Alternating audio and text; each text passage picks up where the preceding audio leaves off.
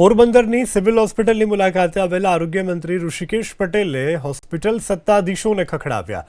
અધિકારીઓની chamber air conditioner ચાલુ હતા અને ડાયાલિસિસ સેન્ટર જેવા મહત્વના બોર્ડમાં એર કન્ડિશન બંધ જોવા મળતા આરોગ્ય મંત્રી ઋષિકેશ પટેલે જાહેરમાં જ સત્તાધીશોનો ઉધડો લીધો. આ સિવાય દરેક બોર્ડમાં દાખલ દર્દીઓ અને દર્દીના પરિવારજનોની સાથે વાતચીત કરી આરોગ્ય મંત્રીએ સમસ્યા જાણવાનો કર્યો પ્રયાસ. મુલાકાત દરમિયાન આરોગ્ય મંત્રીએ કેટલીક ત્રુટીઓ ધ્યાને આવતા હોસ્પિટલના સત્તાધીશોને તાત્કાલિક સમસ્યા દૂર કરવા માટે સૂચના આપી. एक मिनट में इन्वर्टर तो चालू થઈ જાય ચાલુ નથી. હા જીવીસી ની એક્ચ્યુઅલી લાઈટ નથી તો તે પ્રોબ્લેમ છે. લાઈટ છે મને કે હા એ કીધું ઉપર બરાબર છે.